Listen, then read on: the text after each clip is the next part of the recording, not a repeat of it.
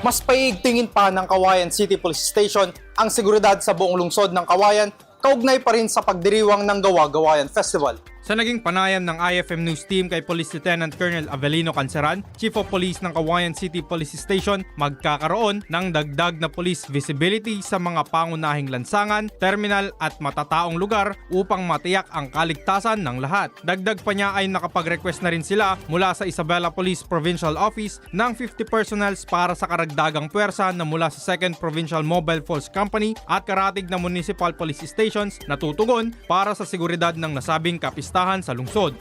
Tayo po, gaya po nung sabi ko, 3 weeks ago, nag-request na po tayo ng augmentation sa ating pong Police Provincial Office.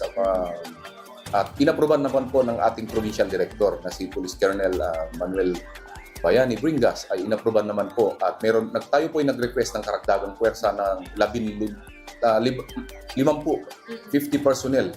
Yan po ay 2 teams dyan ay galing sa 2nd Provincial Mobile Force Company at yung iba ay galing sa mga karatig municipal police station. Sa huli ay nagbigay naman ng paalala si Canceran sa mga dadalo sa naturang selebrasyon na panatilihin ang disiplina para sa maayos at ligtas na pagdiriwang.